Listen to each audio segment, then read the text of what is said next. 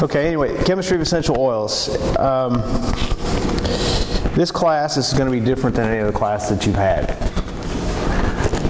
It's going to involve not just the normal kind of lecture stuff that you're used to in other classes, but it's going to involve a smelling component, an odor identification component, which most of you probably have not experienced before. Who here is a chemistry major? Okay, most biochem, okay. It's technically a third-year chemistry class, but really if you've had any organic chemistry at all, you'll be fine in this class. It's not going to be a difficult class for science majors in particular, I don't think. At least the written part of the material. The smelling part is another aspect. And so if you look at the syllabus, the way I've divided the course up here, there's going to be a total of 1,000 points. About every other week or so, we're going to have a quiz, a written quiz, small written quiz, and then a small smell odor evaluation quiz, where you have to be able to identify individual components based upon just your smell alone. I have 50 points each for the written, 50 for the written, 50 for the smell test. That's going to be four of those types of quizzes, and then a midterm exam, which will be for 200 points. And the midterm exam will encompass all the chemistry sessions that we've had, plus odor identification of all the components. It would be very useful to have this kit. Now, these kits, for the distance, for the people taking this for the home study course, sell for $499. It's got some expensive oils in there and individual isolates and things like that. It's 49 different 5 ml samples. I'm going to make it available to the students for half that price, at basically a cost, because I know students can't afford it. Now, if you don't want to buy the kit, that's fine. I'm not going to make you buy the kit. Our alternative would be I will have Sherry, who's going to be assisting me during this semester, bring in some bottles, and we can bring some of the GC vials in, and you can have just a tiny little sample vial of each one of the components. You'll have to label it and you can take it home. This is going to be necessary to do this course because you're going to have to study these odors at home and to be able to familiarize yourself with them and be able to identify them on the quiz and on the test. If you don't do this and you come in and just try to take it, you're not going to pass. So that's a no-cost solution to it, but some people, I mean, a lot of people who are really into this field really want the kit. So it's your choice. It's a nice kit. It has, it's a nice wooden box. Everything's labeled, and you get, a little key that identifies all the components. So it saves you a little trouble of having to make your own little samples and all that. It's totally up to you. Just come to me later. Let me know if you want one or not. Next time we offer this, I'm going to have some kind of solution for the bookstore that will be a lower cost solution for students. So that covers the first half of the course. Once you get through exam 1 is basically all the fundamental chemistry, essential oil chemistry. The second half of the course, we're going to be evaluating families of oils. As you can see there, we go through, I've grouped these into the basic classes of oils. Now, these aren't hard and fast rules. Other people will have other ways of classifying the groups of oils. These are my ways of classifying them. After 17 years in the industry, I've got a good feel of how perfumers look at these things, as well as people that are in aromatherapy or other areas that are into this kind of stuff. So we're going to go through the mint oils, and I've chosen 4 oils from each group. Now there are many other oils in each group. Okay, don't get an idea that that's all there is in these groups, because there are hundreds of essential oils out there that you can theoretically distill. These are just some of the main ones, and this will get you a really good base foundation into the kind of mainstream oils that are out there. So we go through mint oils, citrus oils, floral oils, herb and spice oils, leaf and conifer oils, resin and wood oils. And then we will profile 4 different oils each week in a little detail, so that you can become familiar with, you know, where are these oils grown, or where are these plants grown, how they're distilled, chemical properties of the individual oil. And you're going to have to become intimately familiar with each one of these oils, you know, to be able to pass the test, you know, in terms of what's its chemical makeup. I mean, not every tiny little chemical in there, but the main ones. Be able to identify it by odor. So that's a part of being able to smell these individual components is going to be very useful in your odor descriptors, because you're not going to have the language initially to be able to describe what you're smelling. So knowing the smells of the individual chemical components is going to give you that language. And when you smell the individual component, the main component from a particular oil, and then smell that oil, you're going to be able to say, ah, yeah, I can see this component in here, but this is a lot more complicated than just that one component. But you'll be able to pick it out. Anyone here worried about smelling? You know, have a bad sense of smell? Like, think, I can't smell at all. Okay, good. If you're a smoker, you're at a disadvantage. I'll just tell you that up front. But don't let that discourage you if you are, because most perfumers in the world are smokers, so, ironically. So at the end of all this is going to be a pretty interesting challenge, where I'm going to give each person their own unknown, which is going to basically be composed of 1 oil from each of these groups. And you're going to run it on the GC, and then based upon the chemical breakdown, try to tell me what the formula for this blend is. Okay, this is what a chemist in industry does a lot of, a perfumer chemist who would try to duplicate the formula. This is what they do. And it's like putting together a puzzle, because a lot of these oils have overlapping chemicals in common. So, for example, your citrus oils, all of them have a huge component of limonene, for example. So, if you see limonene in the sample, then you got to figure out, well, which citrus is this coming from? Or is it a combination of citrus? I'm not going to make it that complicated, but you know, but each one of the citruses has their own characteristic minor components that will help you pick out which one it is. The only way you're going to be able to do this is by being familiar with the chemistry of that particular oil. So, and see, it may be a case of, you know, where there may be, let's say, linalool from,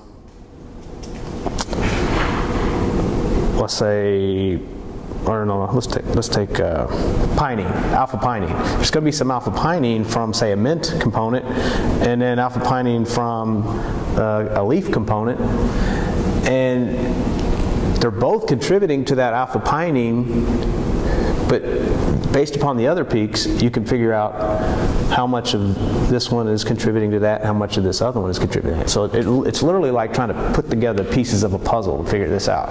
Just a little bit of CSI work for you, I guess you could say, because you will be using the same type of equipment. Who here has used a GC before? Chemistry, okay. Not that you're not going to just be left on your own. We'll have someone to help you. Just basically, you don't even have to touch it really. We've got an automatic sampler, robotic sampler, so it checks it for you and everything like that. So it's not a big deal. All you got to focus on is the output.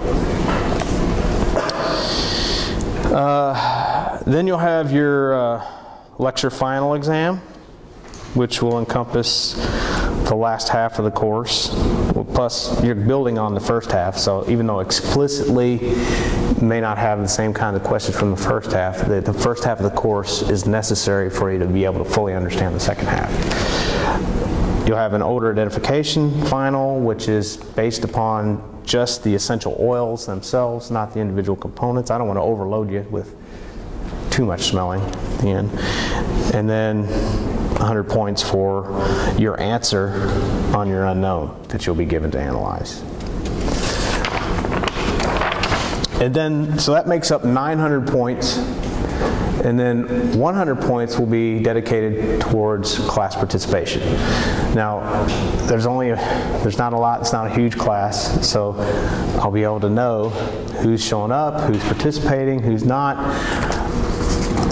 This is a little different maybe than some of your other professors. I want you to interrupt me, okay? At any point in time, if I'm talking about something and you have a question about, stop me at that point, raise your hand, and let's get your question out of the way, because chances are somebody else might have the same question.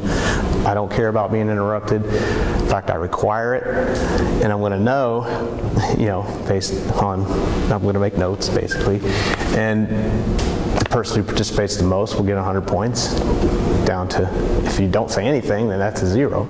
But at some point, you know, I'm going to expect you to be able to interact with the class, because it's going to enhance the class, make it more interesting for everybody and yourself if you do that. So it's a way to, you know, help your grade out if you choose to use it, or it could hurt you if you don't, because it's basically 10% of the grade. There's no required homework to turn in, but if you don't study at home, obviously you're not going to be able to do well on the test. Okay. Any questions at this point? Okay. Well, so before I get into some of the history of this, has anyone here heard of an essential oil, the term essential oil, before you took this class or became exposed to this class, or me through some lecture or something like that? Who has never heard of an essential oil before, basically this year? Okay. It's a lot better than when I got my BA from here in 1990. I got through this, and I got through 5 years of grad school at University of Tennessee. Never heard the term essential oil. So you all are doing a lot better than I was. So the knowledge base out there is increasing. The people are becoming more exposed to this. The United States is a little further behind than the rest of the world in this. Europe especially is a lot more sophisticated in this area, because that's where modern perfumery really was birthed. So, you know, it's an overlooked area of chemistry in the United States, which is unfortunate, because it's probably the most lucrative area of chemistry that you could possibly be in. I don't know of a better area, to be honest with you, because if you're good at it, you're going to be in high demand. And part of the reason I'm even doing this class, I mean, I had one of my employees ask me, you know, Rob, why are you wasting your time teaching a class that pays next to nothing, and you've got a million other things going on? Well, part of the reason is there's such a small pool of people to draw from, and I'm looking for someone that I can potentially mentor, take further down the road with this, who has a real passion for it. Because my goal, I've accomplished just about everything I want to, except I want to create a handbook of essential oils. It's going to involve travel to a lot of different locations all over the world, to video and photo, distillation, farming, and all that kind of stuff. Put it all together into the biggest, best compilation. This was done in the 50s and 60s by a guy named Gunther. it's very dated and very low tech because the technology they had back then. You know, GC wasn't prevalent, and so they were shooting in the dark a lot of times with their identifications. There's a lot more stuff available right now. It has the potential to be the Bible for essential oils. But I'm getting older. I can't travel as much. I need help. How you doing? So that's part of the goal here. So with that in mind, let me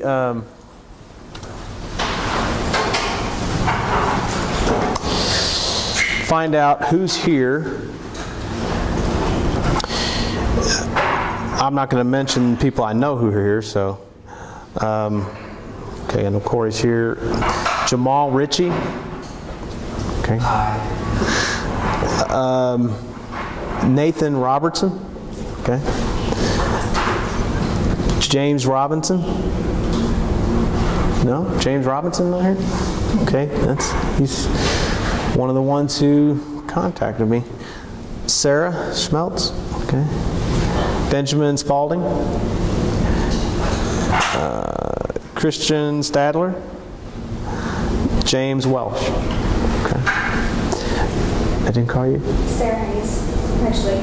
Did you just add? Okay. Do you have to give this to me? Or?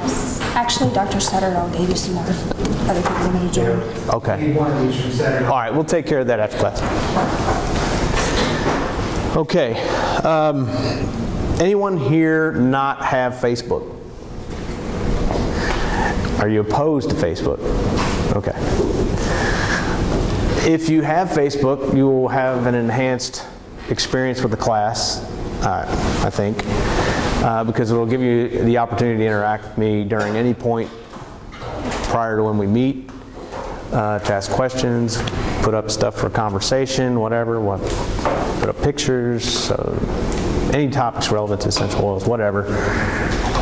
So I would encourage you to join the group. It's a closed group, so if you join it, you're not going to be giving away any information to anybody. This is not a public group.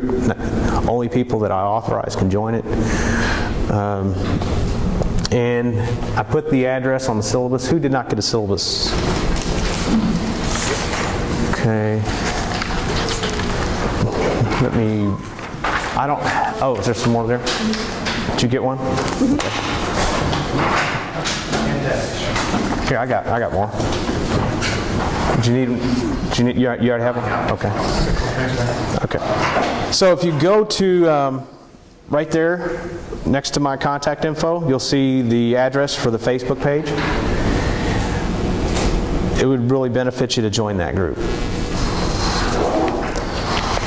Also, I have a Facebook page for my company, Essential Oil University, which is just facebook.com/Essential Oil University. Would be a good idea to join that as well, because that will give you a feeling for kind of what's going on in the essential oil world.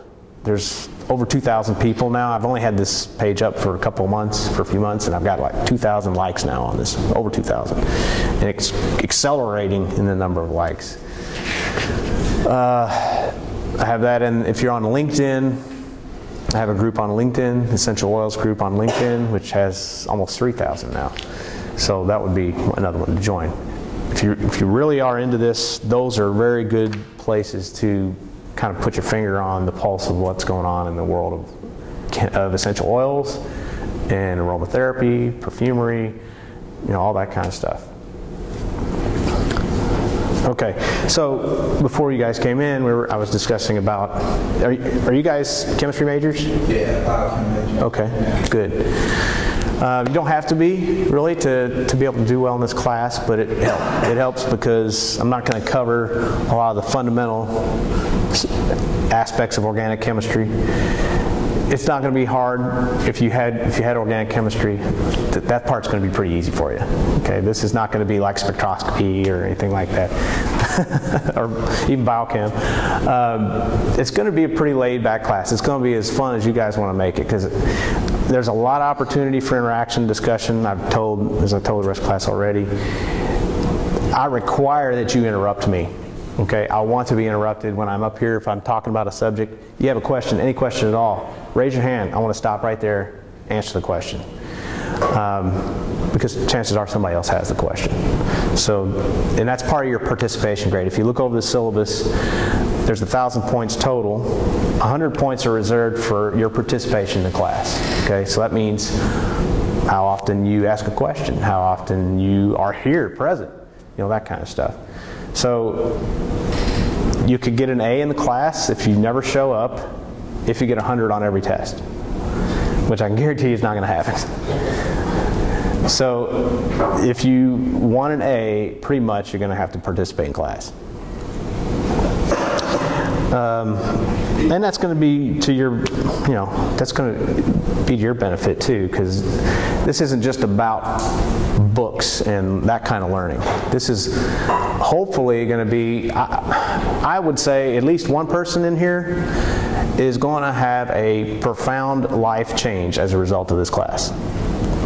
They are going to be exposed to a field that they would have never been exposed to before, and that's not because of me, but I'm just saying you're not going to be exposed to this kind of stuff in southern Indiana. It's just not available, and it just happens because I live here, that's why it's here. So it is an area that if you get passionate about, will be, like I was telling the class earlier, a very lucrative area to be in. I don't know of a better area of chemistry. I've been doing this for 17 years now, and I literally could retire today, but that would be boring. And I enjoy teaching, and I enjoy this field, and I want to see it be exposed to other people, young people, who have an opportunity to see what it's all about, because I didn't have that opportunity. I didn't know about essential oils until after I got out of grad school. The term wasn't even ever exposed to me. And that's, as I was telling the class, is because Europe is way ahead of the United States in this area. It's just never kind of blossomed like it did there. But it's changing, and hopefully classes like this will kind of catch on and other people will start doing it. So any questions before I move to get started in some of this material? What is the chances of you changing the time so we could still be in biochem at the same time? I told Elaine that I would be open to starting later. It's up to her. It's up to them. Whether, I don't know if other people might, because then we're getting into a little bit later time. How late are you going to have to be? 6:30. I think we said 6:30 probably good enough for us. The good thing is, and I will give you access, the reason we're videotaping this is partly for that reason, and partly because there are people taking a home study version of this course. So the whole lecture is going to be video recorded, and you'll be able to watch it on YouTube. So the part you miss, you can catch up with on there.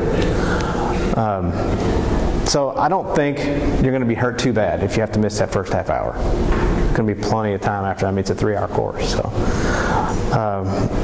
and if you're going to miss the first part's probably the best, because you're getting settled in, we're just kind of reintroducing things, getting back into things. So I think you'll be fine if we can't do it. Any other questions? Okay. Let's talk about just a brief history of aromatics. I'm not a big history person, but some of these things are useful and helpful to know about where all this comes from, because there's a lot of myths out there in the field of essential oils and people who are into the aromatherapy field that you are going to be exposed to if you go further with this. And if you know some history, you'll be able to rebuff a lot of that. All right, so we're going to start with prehistoric times.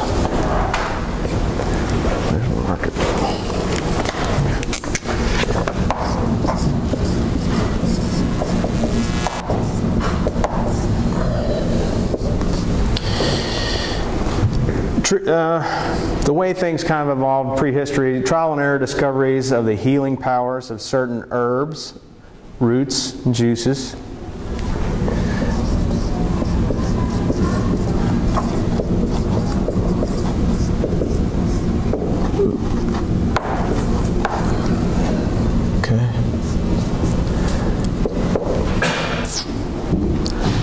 Fragrant plant materials were used as external applications for wound and skin conditions.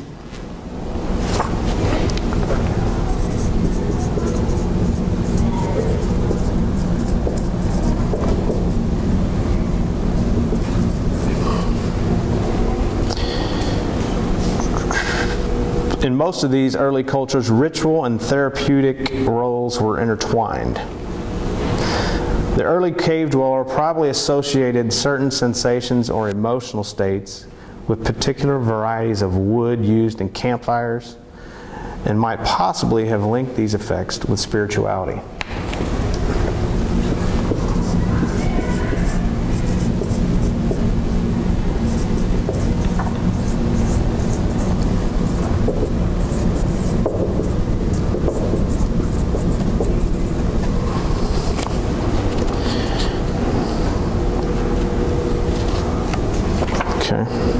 Of course, back then there was no such thing as an essential oil yet.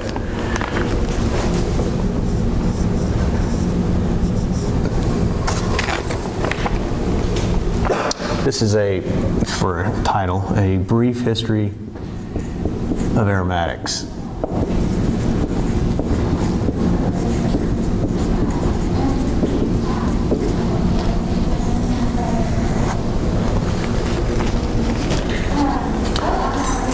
Okay, then about, say, 3000 BC come the Egyptians.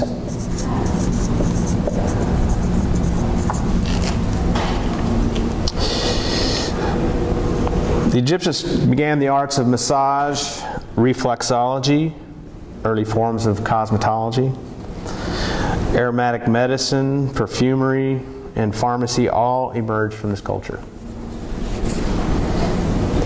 Healer priests use oils, incense, inhalations, massage blends, ointments, and internal herbal remedies. So we got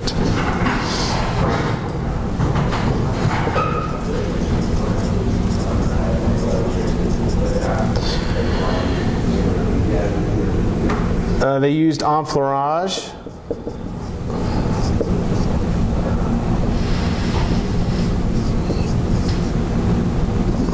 Anybody ever heard that term, enfleurage?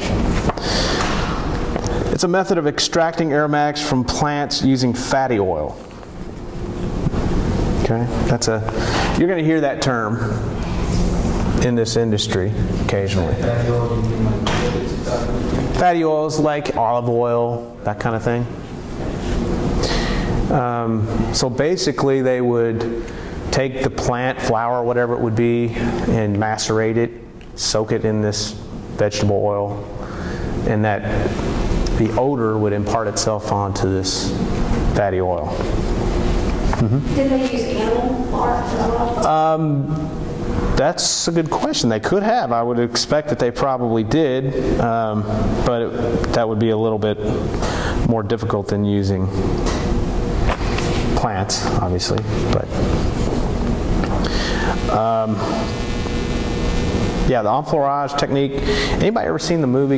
I think it's called Perfumery. It was out, I don't know, 10 years ago, between 5 and 10 years ago. Dustin Hoffman was in it, had a brief role in it. Interesting movie.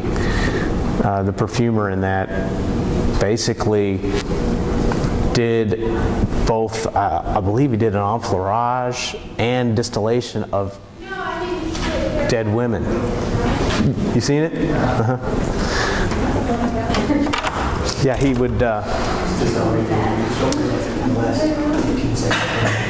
would take, I guess, capture like hookers and whatnot. Perfume in America. Pardon? So I think it was just called perfume.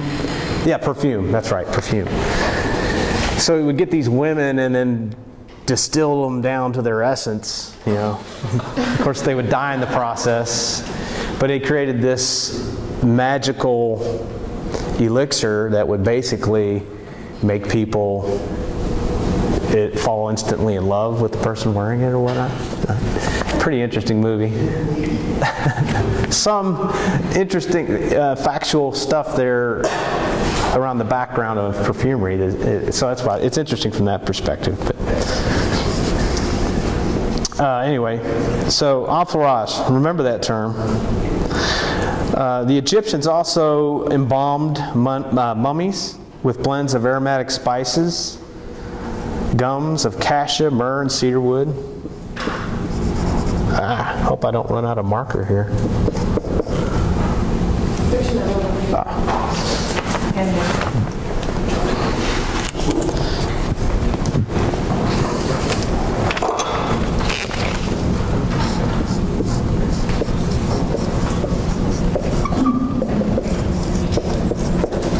Embalming of mummies.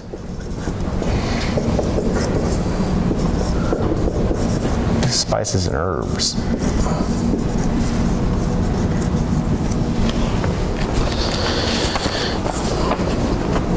And typically things like cassia, myrrh, cedar wood. A blend called kaifi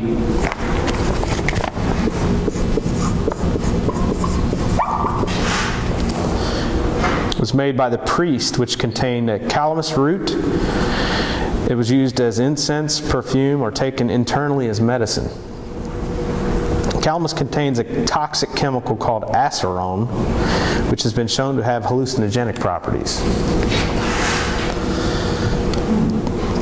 The historian Plutarch said kaifi lulls to sleep, allays anxieties, brightens dreams.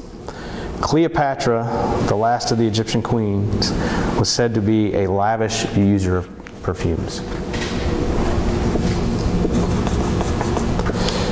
I think some of this stuff, I'm running out of ink, would probably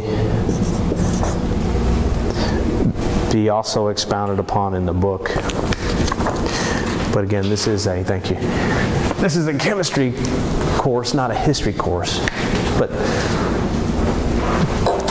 I don't want to say forget all this stuff, because, you know, some of the things that I really hit upon might be on a test, but I'm not going to overwhelm you with this kind of stuff. Question, will there be a book for this class, slash I went to the bookstore today. Yeah, it's not in yet. The bookstore... It's not print. Oh, really? Yeah. Okay. Well, if you want the book, you can buy it on Amazon. It's The Chemistry of Essential Oils by David G. Williams. It's in the syllabus. I've seen it as low as $40, but I don't know if it's available for that right now, used. Barnes & Noble has it for like 70, whereas Amazon has it listed as like 200 something. Yeah, I think I saw one. I think people are starting to snatch it up all over the country because they know that I'm using it. But again, if you don't want to spend the money on it, I understand. I think you'll be able to do fine without it, but I think it would be useful for you to have it if you have an interest. And I was my understanding that I had to have a textbook with the course. So eventually I'm going to have my own textbook. So we can boil things. But this is good. It's a good textbook, and it's written for people that are non-chemistry. So it's pretty easy read, and there's a lot of, I mean, the chemistry you're going to, think's easy, but there's a lot of other stuff in there that would be useful for you to know.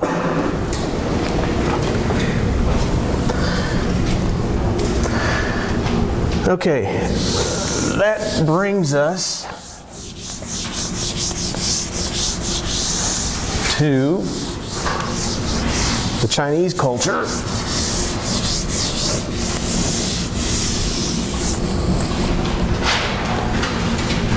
Around 2700 BC.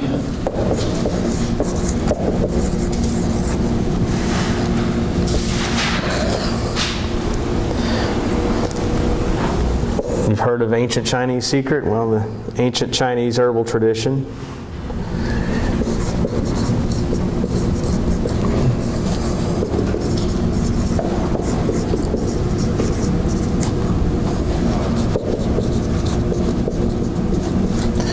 this is still, you know, people who research and practice this kind of tradition. It accompanied the practice of acupuncture.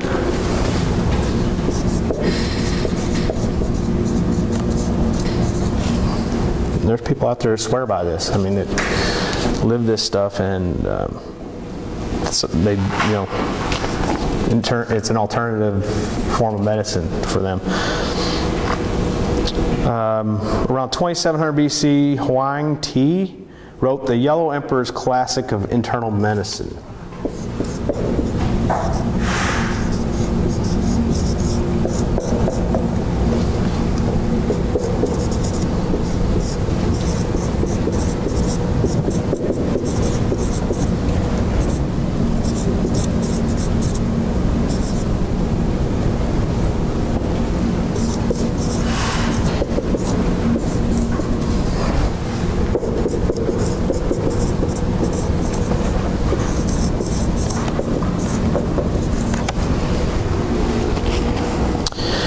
Among many remedies they used were calamus, rose, camphor, chamomile, opium, and ginger.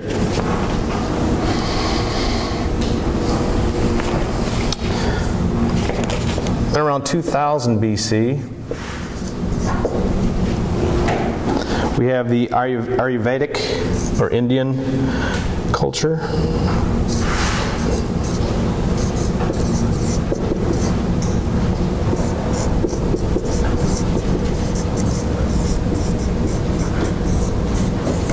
Anybody ever heard that term, Ayurveda? Another term you will hear among a lot of people who are in the alternative healing fields of aromatherapy and herbal medicine, that kind of stuff. Ayurveda is a very big deal to them. As the physicians of the information from religion, they began writing it down. The Vedas, one of the oldest sacred books,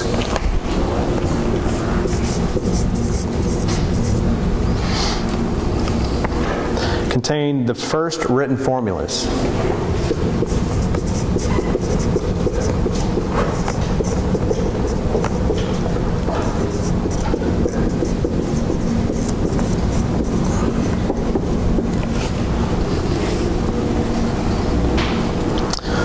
The Rig Veda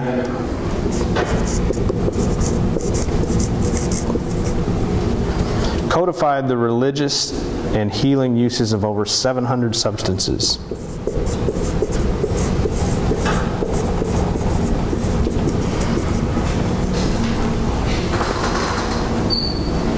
Including cinnamon, spikenard, ginger, myrrh, coriander, and sandalwood.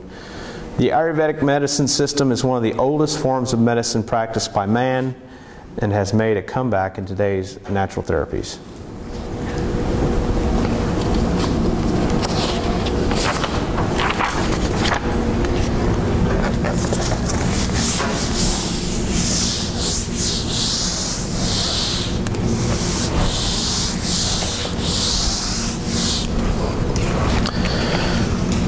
Brings us to biblical references.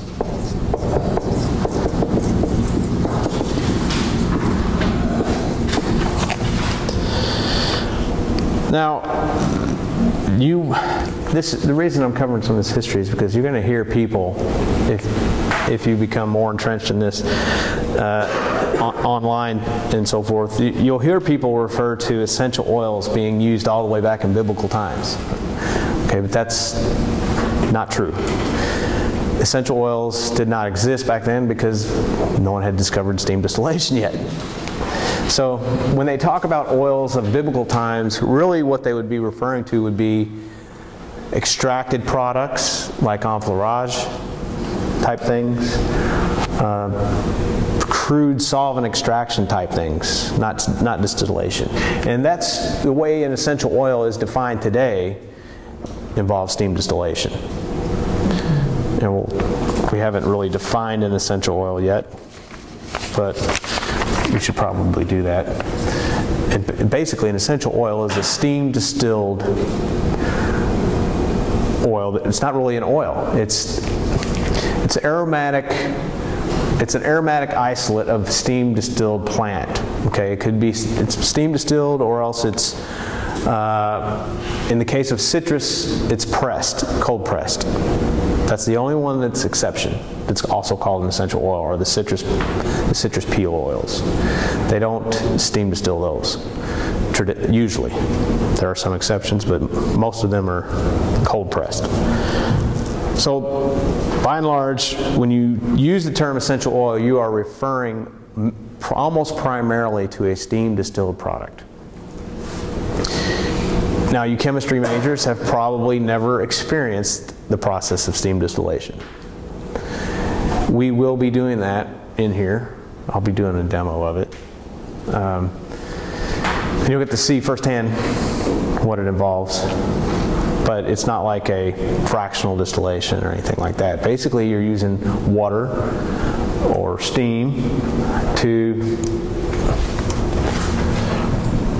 you have a container that would have your biomass, a very large container on a production scale, that steam would be injected into this, rise up through the biomass, and then you're going to come into, it's a very simple procedure, really. Condenser.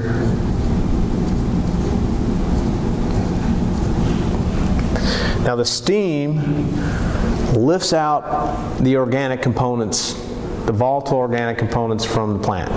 Not all plants have these. You can't steam distill anything, but the ones who have essential oils can be steam distilled.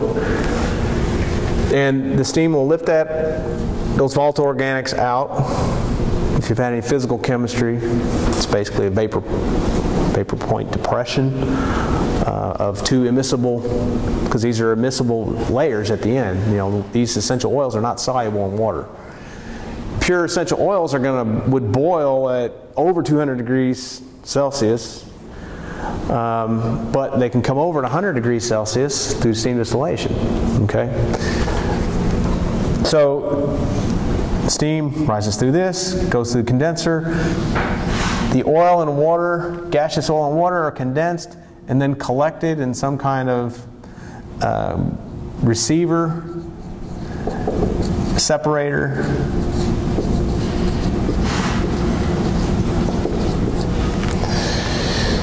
And the oil typically floats on top of the water, and then the water can be drained off. That's your hydrosol. So you got water with a very thin layer of oil, typically.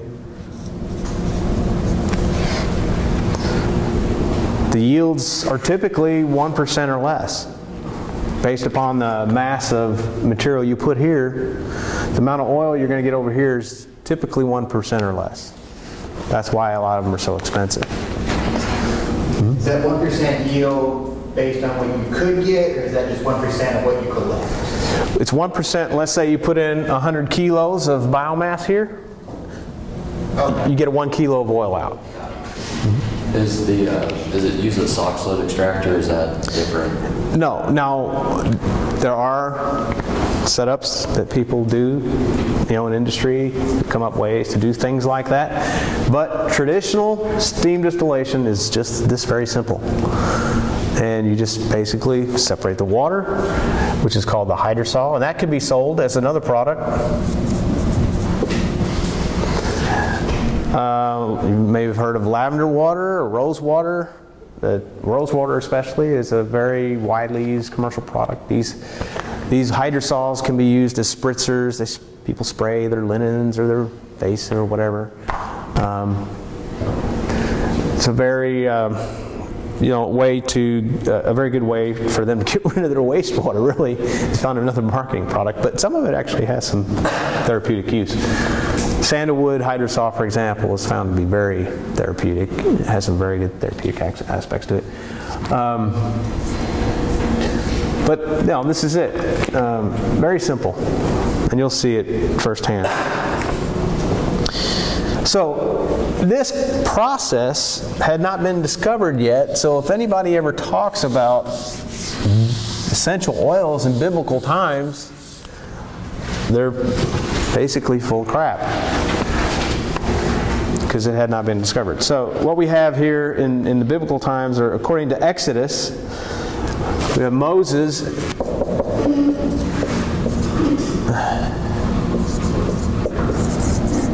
And I meant to bring this, but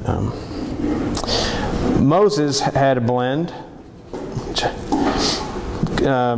which is actually formula. I mean, the actual formula, specific formula for Moses' anointing oil is in Exodus. I think it's chapter 31. We have recreated this blend using essential oils. It wouldn't be the way they did it, but we've created the same proportional blend using essential oils, which involves things like cassia, calamus, myrrh, frankincense, let's say that. Anyway, they would use this as an anointing for like a temple, things like that.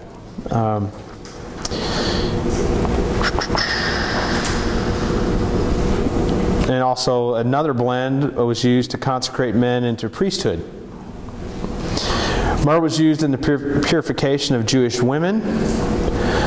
From the New Testament, we have accounts of frankincense and myrrh. Of course, you probably know that story with the birth of Jesus and the 3 wise men bringing gold, frankincense, and myrrh. Frankincense and myrrh are 2 products that would produce an essential oil, but they did not present Jesus with myrrh and frankincense oil. It would have been the actual resin, which is valued as gold in those days. And then you have the story of Mary Magdalene anointing the feet of Jesus with spikenard.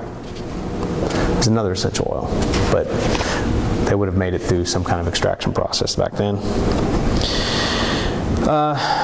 Many references to aromatic oils are mentioned in the Bible, but these are herbal infusions, macerations, not distilled oils.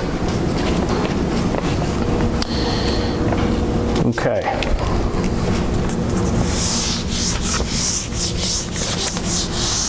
This brings us to the Greeks.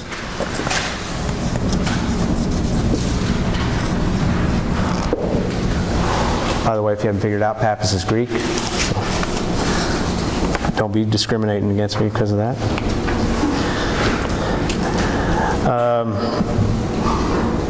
They built on the knowledge of the Egyptians. And,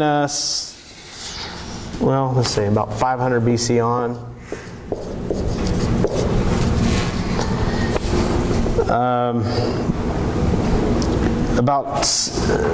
Let's see, built on the Egyptian.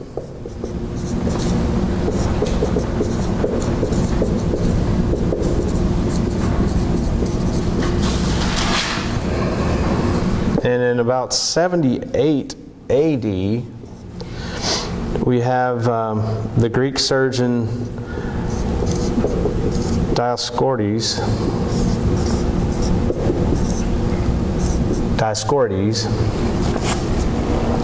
wrote his 5-volume herbal book called Materia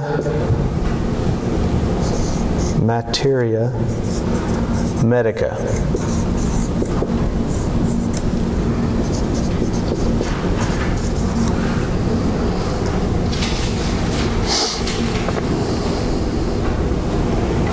Which he described the properties of about 600 plants from the Mediterranean region that were known to have medicinal properties.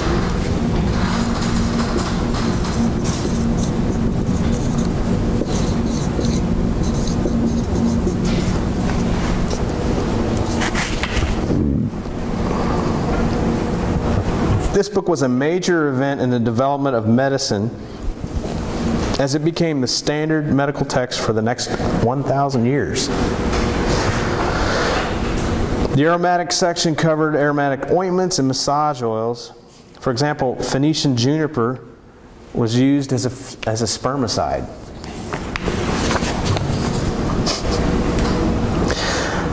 Don't ask me if that burned or not.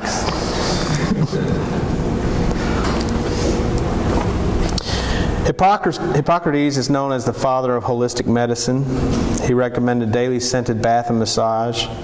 He also prescribed fumigations.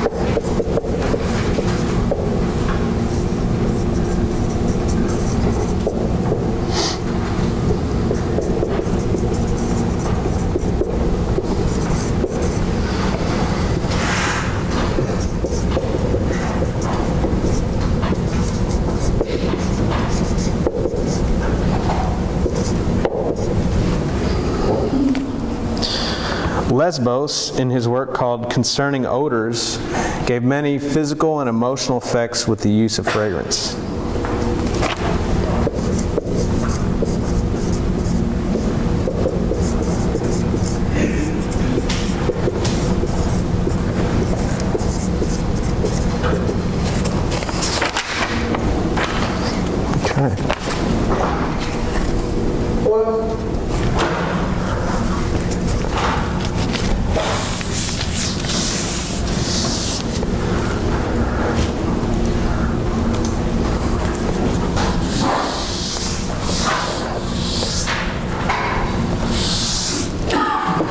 Okay, that brings us to the Romans.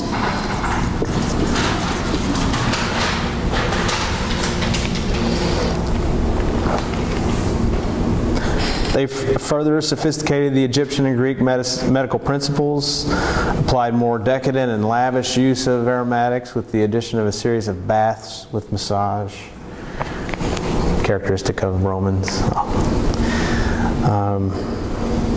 Getting into the decadence of things. Galen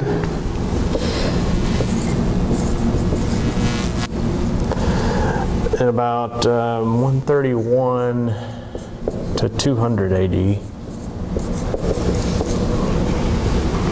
was a Greek pharmacist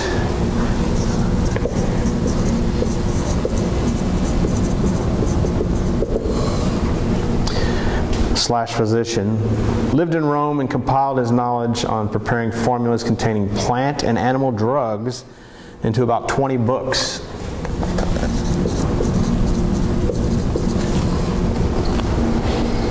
The term Galential pharmacy is a tribute to his accuracy in recording his observations.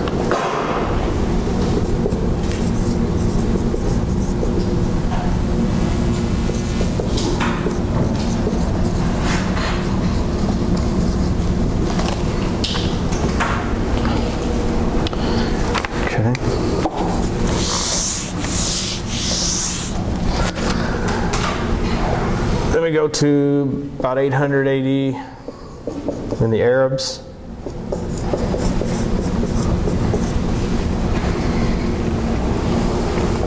And Al-Kindi, also known as Al-Hindi. He wrote a volume called The Book on Chemistry of Perfumes and Distillation.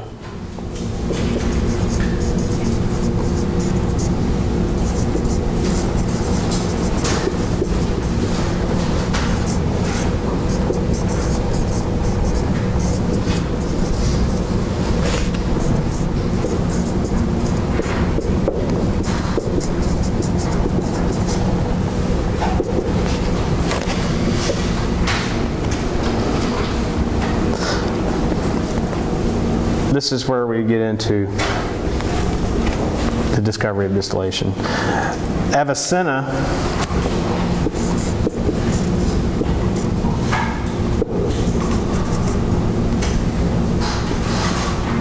anybody ever heard of Avicenna?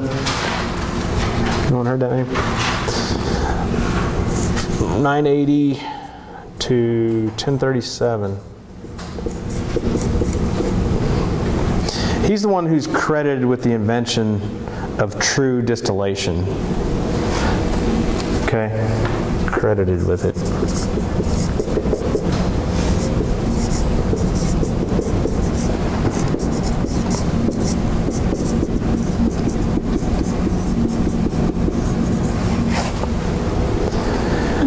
but evidence of more primitive forms have been found that predate him.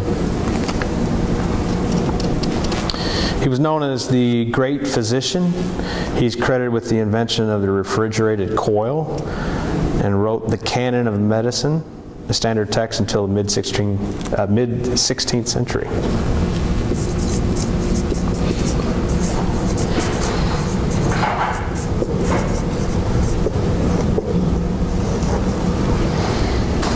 All right.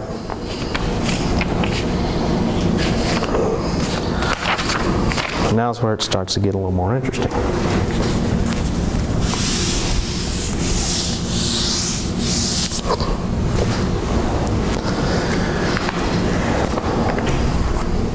So from 500 to say 1300 AD, we got the Middle Ages.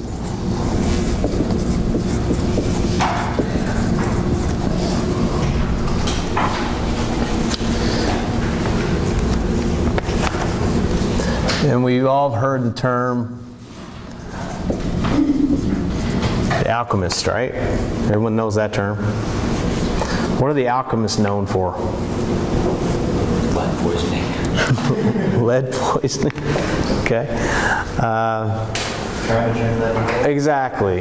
That's usually the most common thing that people associate with the alchemists.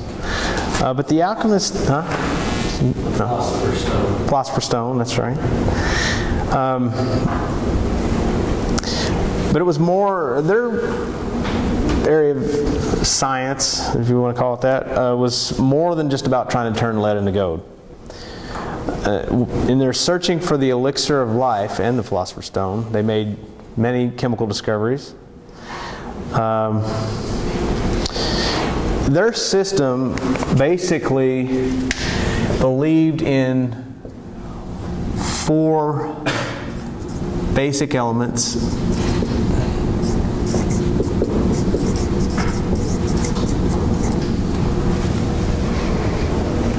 Anybody know what those were? Earth, air, fire, water. Yeah. Earth. Let me see if I put them in the right order here. Now, don't worry about the order. Earth, air, fire, water.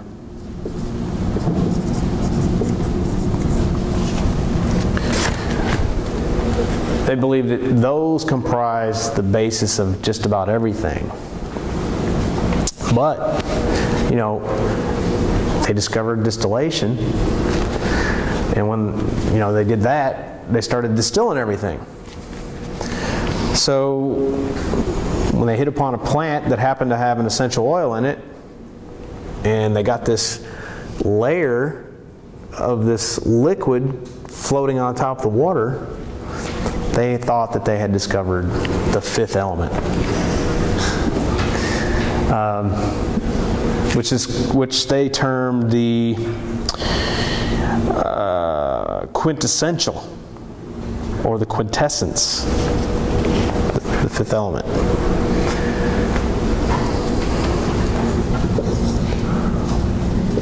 And basically anything that didn't dissolve in water was considered an oil. So that's why they called it an oil. And the quintessence, that's where the term essential oil comes from. This is important to know.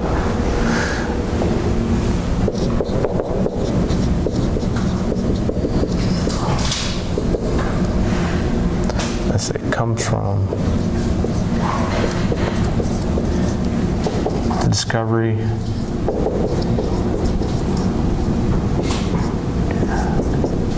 of the quintessence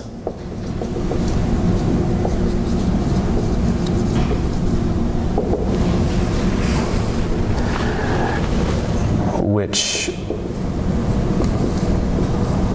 was thought to be oil,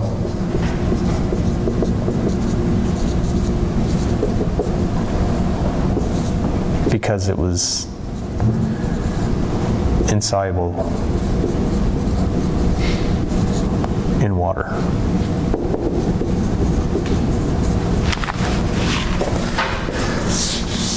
So if you ever hear anyone say that the term, they're called essential oils because they're essential to the plant, or they're the life's blood of the plant, swiftly rebuke them and send them on their way after you educate them. You will hear that. There are some multi-level marketing groups out there who train their minions to spout out this kind of nonsense because it sounds good. The oil is the life's blood of the plant, and that's why it's going to give you new life and cure your cancer and blindness and everything else. Okay? But the essential oil, the term comes from the fact that it was thought to be an oil because it didn't dissolve in water, and the alchemists thought they had discovered the fifth element, or the quintessence. Well, the term just kind of evolved to the essential oil, stuck to this day. Even though it's not an element and it's not an oil. And the reason it's not, okay, debunk. It's the reason it's not the life blood of the plant.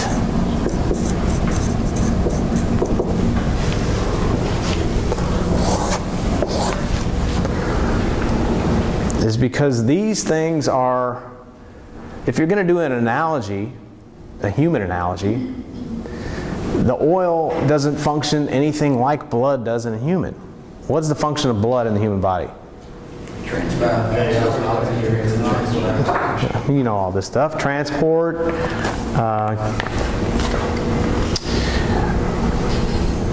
What is the function of the essential oil?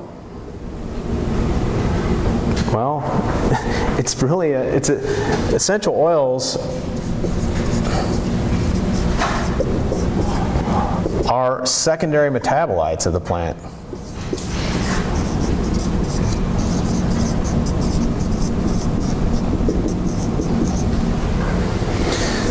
They are end products of the metabolism of the plant. They're waste products. That doesn't mean they're not useful to the plant or to us, but that's what they are. They come out, they're a result of the plant having a metabolism. So they're more analogous to perhaps sweat or urine or something like that. Not as glamorous as the life's blood of the plant. Try to market it as the piss of the plant, you're not going to get very far. So they had to come up with some other, I don't know if the person who, I know who originated this, and I don't know if they're just ignorant or conniving, but either way it's wrong. And whenever people say this, when I hear these reps say this, it's like chalkboard, like fingernails on a chalkboard to me. We have to dispel this. And I'm doing that on my Facebook page. It's got over 2,000 people now that follow it. So hopefully we can dispel this myth after decades, literally decades of people spouting this nonsense. It's hard to kill this kind of stuff.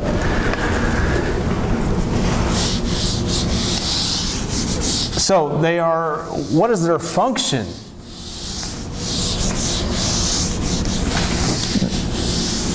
Now I'm getting off on a tangent here because we're still in history, but the function of these secondary metabolites, they're secondary metabolites. That doesn't mean they're not useful or they don't serve a purpose, but they're mainly to attract pollinators. It's one function they serve. Resist disease or repel predators who would eat them. You know, you eat this leaf and it's got an essential oil in it and the animal wants to spit it out because it tastes nasty.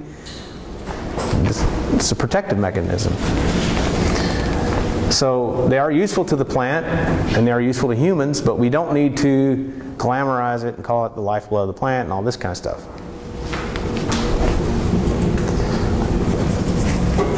Okay. I digress. This brings us to the 15th century, the Renaissance. And I'm going to go through this a little quicker now. Where are we at on time? Okay.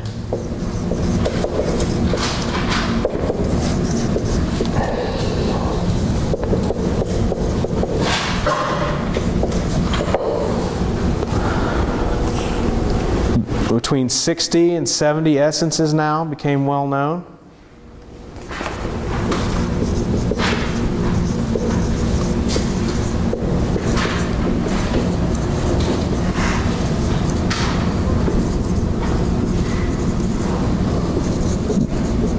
So this is mainly now in Europe where this is all developing. So this is why Europe is, this is such a much more normal part of European culture because they have a long history in it. So we're talking the 1500s. They're using essential oils, the same oils that we use today. So just to be clear, so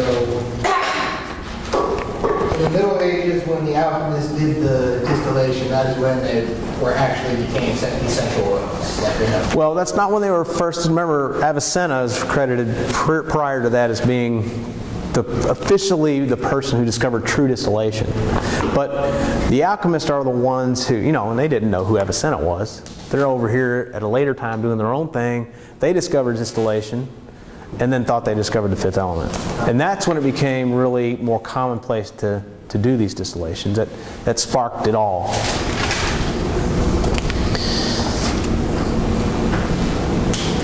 So then we go to the 16th century.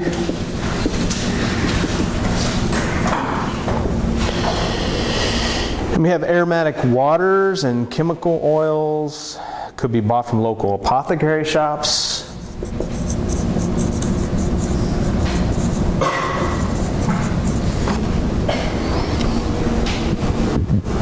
Most of the useful essential oils have been discovered near the end of the 16th and beginning of the 17th century.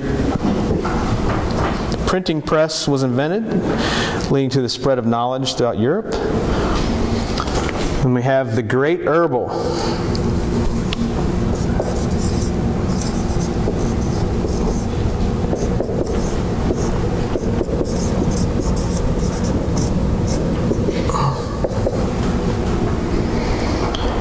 In 1526,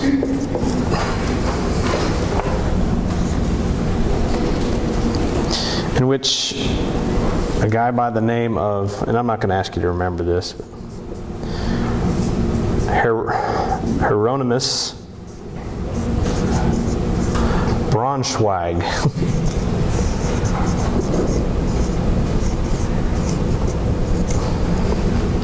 he was a physician / alchemist, wrote on distillation and surgery. His last book was written about 1597 and referred to 25 different essential oils.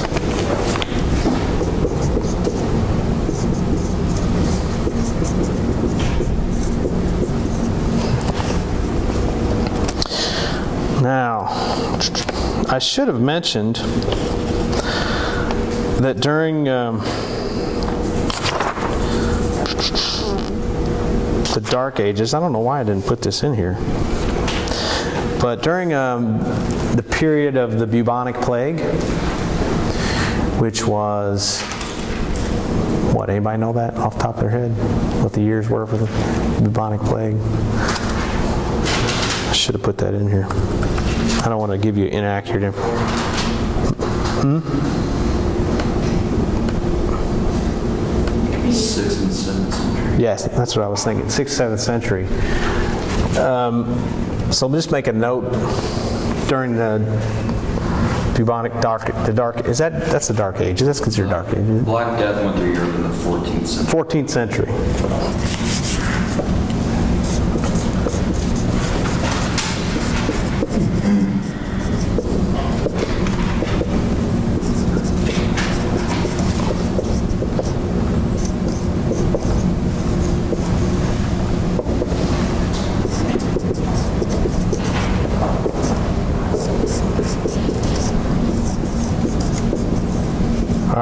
Why is that important? Well, this is really a testament to the power of some of these oils.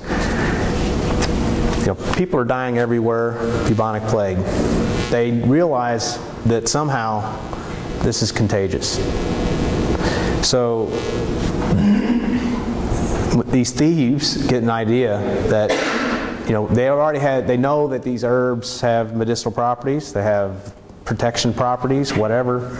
So these thieves get the idea, we're going to cover ourselves in herb extracts, herb themselves, herb rubs, whatever, things like rosemary, thyme, eucalyptus, things like that, cinnamon, so that we can protect ourselves while we go rob dead bodies. And it worked.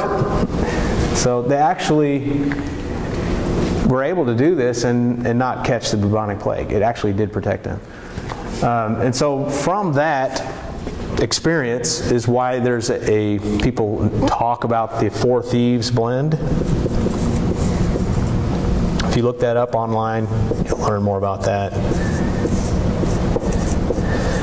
And this blend is used today its versions of it are actually used in hospitals to protect against airborne bacteria, things like that.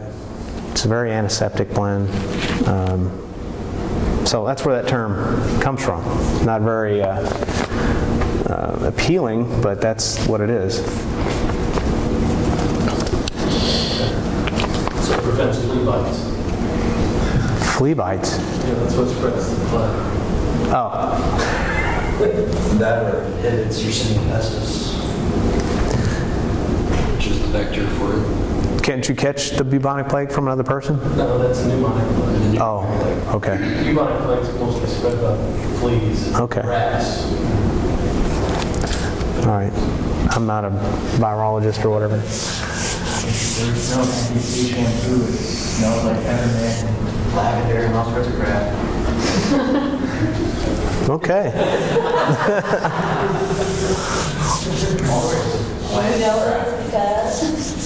So yes, apparently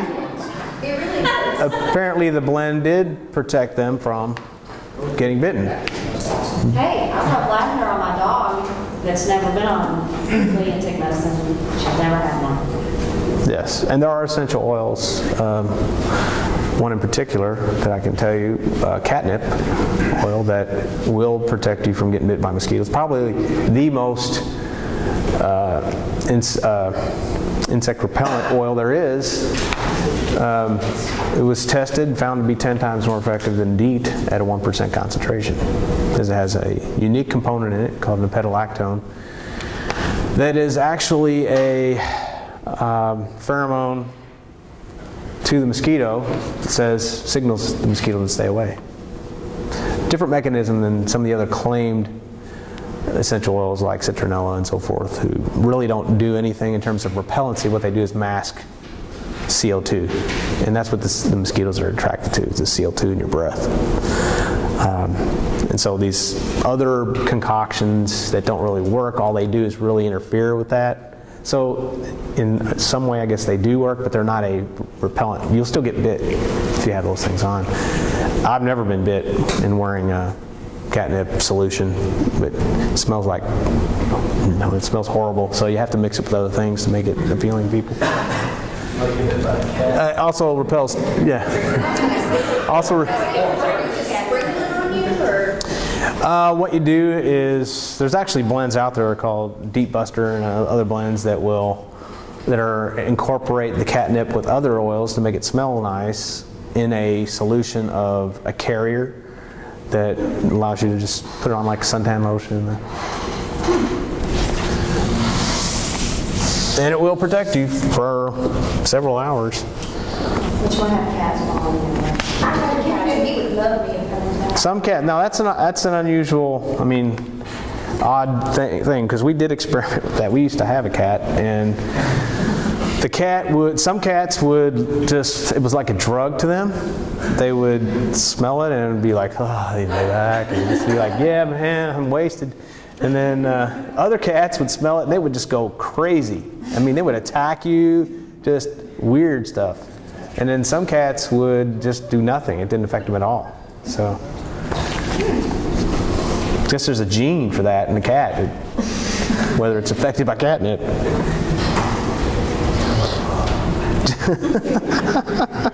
Yeah, it's like weed for cats. Have a good trip. All right, this brings us to the 17th and 18th centuries.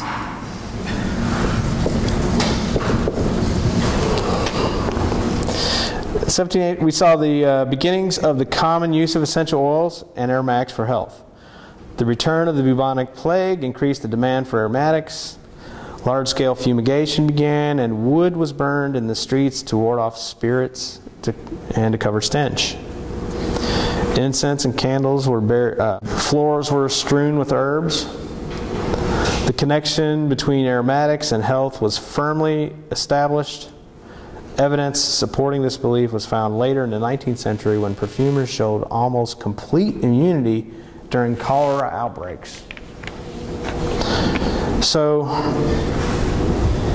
just know this is when we really had common use among everyday people of essential oils.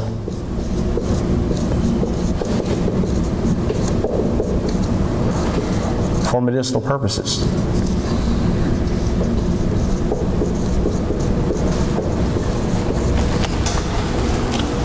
Whenever you say aromatic, you mean like... I know what you're going to say. And we will get to that in the first section when we cover hydrocarbons. When I'm saying aromatic, I will specify when I mean chemical aromaticity versus most of the time I'm going to be talking about aromatic meaning it smells. Okay, which doesn't mean that in chemistry. So for those people with no chemical background who will be watching this video or whatever, that's something that needs to be noted, and we'll expound on that more later. Because this information is only useful when talking about the plague, is everyone familiar with the child's song "Ring Around the Rosie" and how it pertains to the plague? The pocket full of posies was probably a reference to either actual flowers or incense. Right. Stench of the dead body. Yeah, that's right. All right, now 19th century. We're getting close to being done here. Just bear with me. So this is when perfumery broke from the business of apothecary and became firmly established on its own.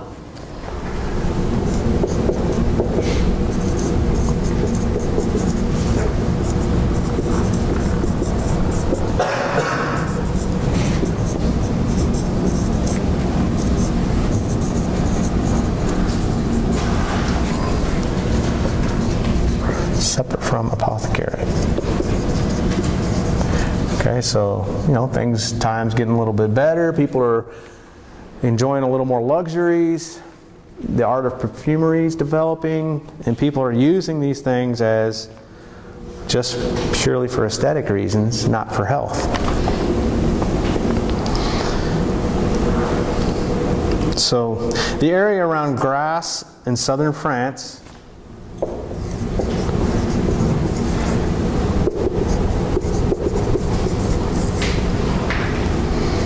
became a major center for the cultivation and extraction of essences for perfumery.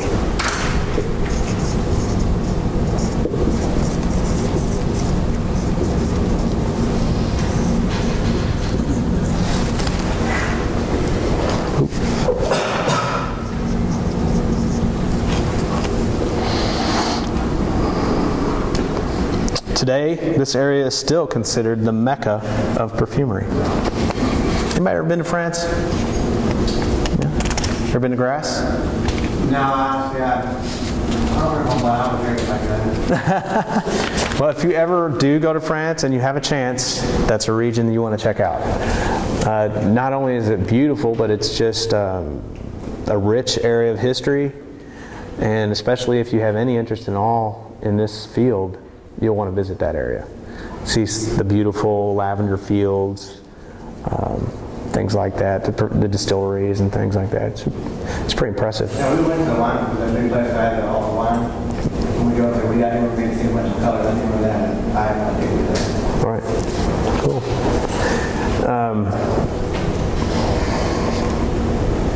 So yeah, this is also by this area, and French lavender in particular, is really what ultimately led to sort of the birth of modern aromatherapy, and I'll talk about that in a minute. But during this period of time in the 1800s, large-scale production had commenced and grew into massive businesses, employing tens of thousands, growing and processing aromatic plants. The most predominant essential oils coming out of this region are lavandin and lavender. To this day, French lavender is known as the finest in the world. Now, don't say that to a Bulgarian, but still known as one of the finest. That's an arguable point.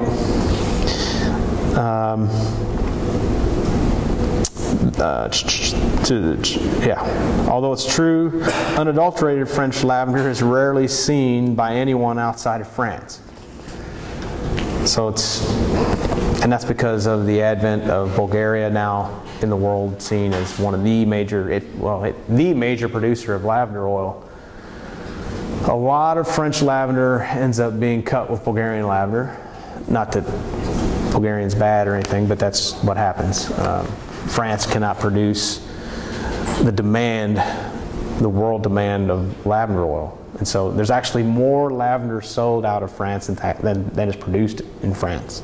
So that tells you something else is going on there.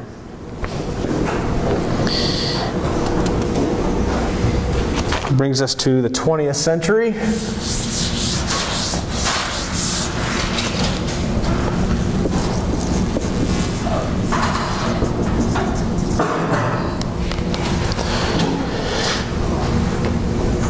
By this time, essential oils were commonly used in medicine up until the 1950s, after which they became more established for the use in flavor, fragrance, and the cosmetic industries. So that's really two things, since America is a relatively young country, another contributing fact why essential oils aren't so used. By the time America really got rocking and rolling, technology had advanced, medicine had advanced, people became less reliant on these things for health, more reliant on modern medicine, and these things were just, things to make you smell good, which in a way is a shame because a lot of it is still useful.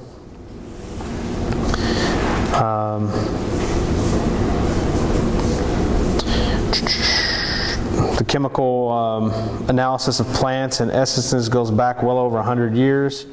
Yet in spite of this body of research, use of essential oils for medicinal purposes has underwent a period of neglect from mainstream medicine, from which they are now starting to reemerge. Here are some of the key people who have contributed to the establishment of therapeutic use of essential oils in the 20th century. You have Pappas, depending on how you pronounce it. 1928, René Pappas. This is a name you should really be familiar with because this guy really is credited with sort of the modern aromatherapy. He actually coined the term aromatherapy. He's a French perfumer and chemist.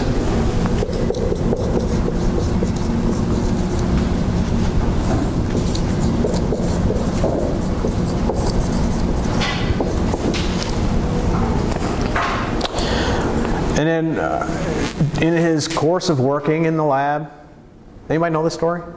Heard about this? No? Okay. It's pretty well known.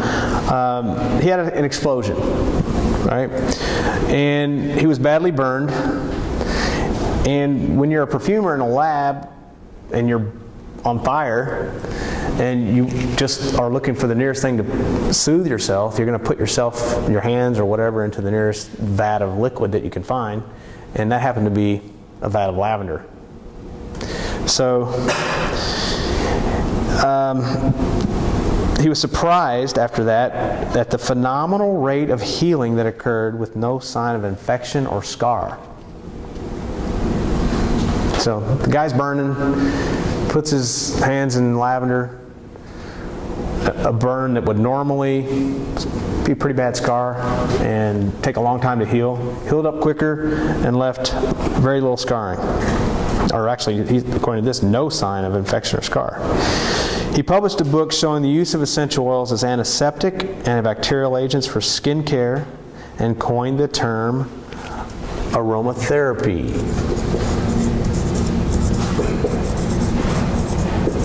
Spelled with an I-E. Which he defined as a therapy employing aromatics in a sphere of research opening enormous vistas to those who have started exploring it. Pretty significant event in the history of aromatics. Besides inventing the term aromatherapy, he also pointed the direction at the use of whole essential oils rather than fractionated ones. Because this is when perfumery was going on in France. Largely, your ingredients back then were natural essential oils. They hadn't developed synthetic chemistry to the point at which those ingredients were used very much in perfumery. It's the opposite of that today. Pretty much every cologne that you would go to buy at department store or perfume is going to be almost all synthetics with very little naturals, and that's because the naturals are a lot more expensive, but still used and still necessary, because you can't recreate some of these oils, or any of these oils. You cannot completely recreate them in a lab, and we'll talk about why that is a little later.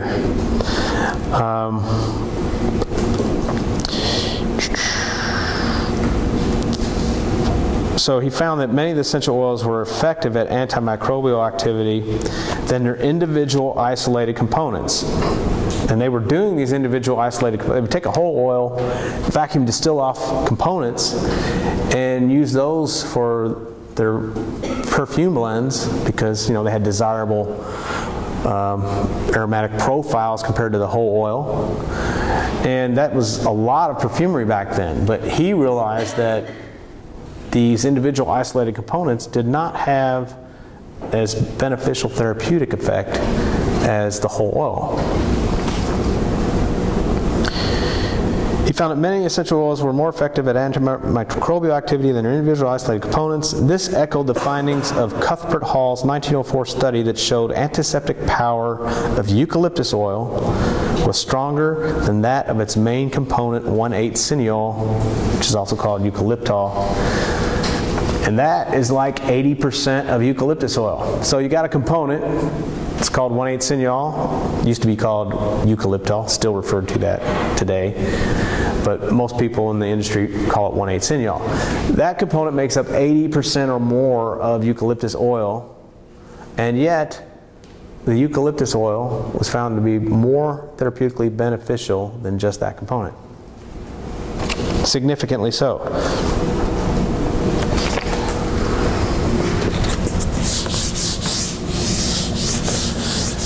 So now we come to 1954, and Dr. Jean Valnet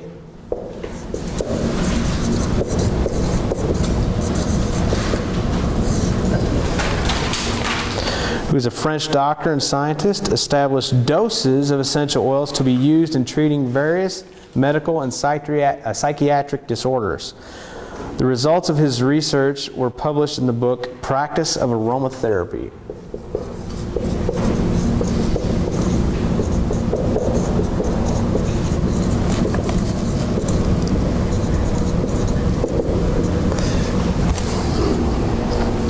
In 1964.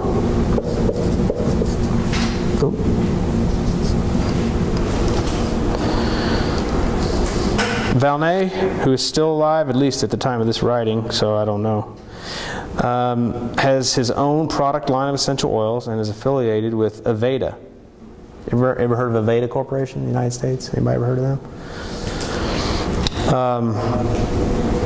This is where the French tradition of aromatherapy sort of got its base, was through Valnet. And that's why you'll hear people talk about the French tradition, which is more, encompasses more oral use of the essential oils, as opposed to the English tradition, which encompasses more therapeutic massage, where they would encompass, they would blend the essential oil in a vegetable oil base, and then use that on the body through skin absorption and things like that. That's more the British model versus the French model, which is more ingestion. And in the USA, I would say it's probably more inhalation, but you get pockets of people doing everything here. Okay, then in 1964, another important person is Marguerite Maury.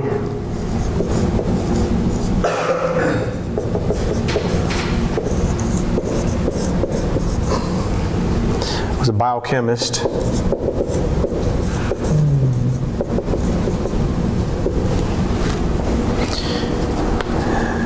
And studied the work of Valnet and wrote The Secret of Life and Youth. Applying Valnet's research to her beauty therapy, she combined essential oils and massage, considering how a person is feeling emotionally and physically as the basis for her holistic therapy. She conceived the notion of the individual prescription, or IP, blend to operate on a physical, psychological, spiritual level to normalize the unbalanced function of the whole person. It's kind of giving rise to the whole modern holistic therapy, holistic medicine. Osteopathic medicine. Osteopath? Yeah, that's kind of in the same realm. That would be even more traditional than this, I think. This when you talk holistic, we're talking about we're treating the person, not the symptoms. Okay, that's the approach of, you know, getting a whole personality profile, history on the person, figuring out what is going to work best for them on multiple levels, i.e. aromatherapy, herbal therapy, massage therapy, acupuncture, could be reflexology, all of this stuff, okay? All these alternative healing modalities to treat the person and not the illness. Today in America, essential oils are widely used in flavors and fragrances. Recently, there seems to be a revival of their use for therapeutic purposes as people search for alternatives to traditional medicine. Aromatherapy in the U.S. is mainly practiced by massage and beauty therapists and other holistic practitioners, with increasing interest among doctors and nurses. Hospitals are now devoting entire divisions to alternative medicine, of which aromatherapy is becoming a significant part. Currently, there is no certification available nationally for aromatherapy, but efforts are currently underway to achieve this goal. The primary organization leading the way for the establishment of educational professional standards is NAHA, or the National Association for Holistic Aromatherapists. So, you know, there is this movement now, and I think you're going to see this this movement increase in popularity, especially in this time of the latest healthcare regulation, as more and more as doctors basically get dumbed down to human technicians, and more doctors who are really good leave the field or else stop taking Medicare because they can't. They're forced to take these huge cuts in what they can take. So I think people are going to be more reliant upon these other methods, because going to the doctor is going to be less and less beneficial. They'll have the illusion of healthcare, but it will not be like it, you know, traditionally has been. And we've already seen this to start to happen. Which in some ways I think might be good for people to get reintroduced to these things and take charge of their own health. Because even if you don't believe any of this stuff works, the person is now taking charge of their own health in a way that they weren't before. And I can guarantee you some of it does work. So at least it gets them off the mentality that it's out of their control. They have to be relying on doctors all the time and go to the doctor. Yeah, go to the doctor. I got a headache. I feel like I'm getting the flu. Go to the doctor. You know, that's a lot of people have that mentality nowadays. But if you could take charge of some of this on your own and use alternative methods, I think that can only be a good thing in the long run for a lot of people. Yes, I think it is. Any questions before we go for a break? Okay, let's take a 15-minute break and we'll actually start talking chemistry.